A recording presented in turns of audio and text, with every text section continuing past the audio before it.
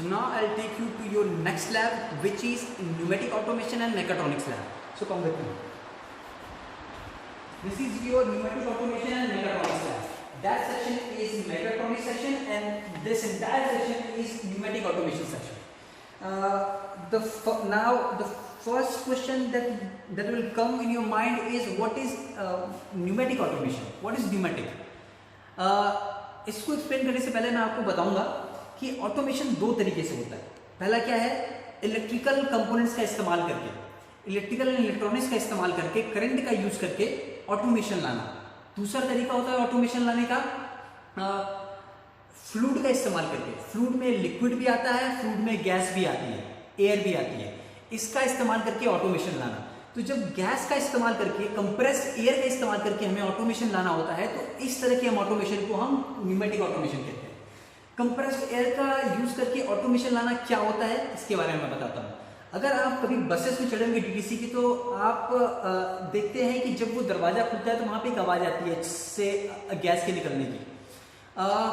वो जो अपने आप दरवाजा खुलता और बंद होता है, वो न्यूमेटिक ऑटोमेशन की हेल्प से ही होता है. वो सारी चीजें आपको यहाँ करने को मिलती है. अब न्यूमेटिक ऑटोमेशन का एप्लीकेशन केवल बसेस में नहीं है, इसका एप्लीकेशन इंडस्ट्रीज में बहुत बड़े पैमाने पे है. स्पेशली जब हमें इंश्योर करना होता है कि इंडस्ट्री में जब इंश्योर करना होता है कि पार्ट्स सही से क्लैंप हुए हैं या नहीं हुए हैं, जिन पार्ट्स पे वो लोग मशीन पे काम करते हैं, तो वहाँ पे न्यूमेटिक ऑटोमेशन का बहुत ही बड़े लेवल पे इस्तेमाल किया जाता है. तो if you know how to use these things to make that kind of setups in the industries, I would say if you just know the basics of this pneumatic automation, you have a big scope there in the industry. अब अगर बात करें mechatronics की, तो mechatronics में जो main चीज आपको यहाँ सीखने को मिलती है वो है IoT. अगर आप करंट इंडस्ट्रियल ट्रेंड को देखें तो IoT is playing a big role. सारी इंडस्ट्रीज IoT को एक्सेप्ट कर रही हैं. इससे जो मेन एडवांटेज उनको मिल रहा है, उनकी एफिशिएंसी बढ़ रही है. अब IoT होता क्या, पहले ये एक्सप्लेन करता हूँ. Suppose look, there are 5 setups. That means you can consider it as there are 5 different machines. अब इन सारी मशीन्स का आपस में प्रॉपर कम्युनिकेशन, जैसे प्रॉपर कम्युनिकेशन कैसे हो, वो IoT से इंश्योर होता है. अब प्रॉपर कम्युनिकेशन का मतलब क्या है, ये बताता हूँ आपको. ये एक सेटअप है, ये एक डिफरेंट सेटअप है.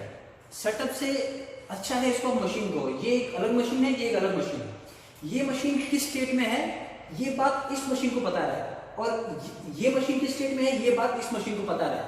ये काम केवल IoT के थ्रू ही हो सकता है, जो कि आज के टाइम पे हो रहा है. इससे ये दोनों मशीनें आपस में असेस कर लेंगी कि अगर वो मशीन इस सिचुएशन में है तो मुझे क्या करना है, वो प्रोग्राम में ऑलरेडी मेंशन्ड है. और अगर दूसरी मशीन किसी और सिचुएशन में है तो उस सिचुएशन में मुझे क्या करना है, यही प्रोग्राम में ऑलरेडी. अगर हम IoT की बात करें तो हम ये कह सकते हैं कि IoT के इस्तेमाल से हर एक मशीन इंटेलिजेंट हो जाती है. अगर मशीन इंटेलिजेंट हो जाएगी तो वो ये असेस कर पाएगी कि मुझे किस सिचुएशन में कैसे बिहेव करना है. इससे क्या होगा, पावर का वो कम से कम यूज करेगी जब उसे जरूरत नहीं होगी. पावर का इसको इस्तेमाल वो तब बढ़ा देगी जब उसे जरूरत होगी. तो साथ ही साथ हमें इससे मशीन के बारे में हर एक इंफॉर्मेशन मिलती रहेगी कि मशीन की करंट हेल्थ क्या है, मशीन की करंट सिचुएशन क्या है. तो और इस चीज का इंडस्ट्री में इस टाइम बहुत ज्यादा डिमांड है. अगर मैं कहूँ कि इफ यू नो कि IoT को कैसे इंप्लीमेंट करते हैं इन मशीन्स, तो कोई भी इंडस्ट्री आपको हाथों हाथ उठा लेगी. So this is the current situation of the industries right now, and we are lucky that हमारा कॉलेज कम से कम हमें वो फैसिलिटीज प्रोवाइड कर रहा है जिसकी अभी करंट ट्रेंड में नीड है. So this is it from my side. This is what I had to say. Thank you so much.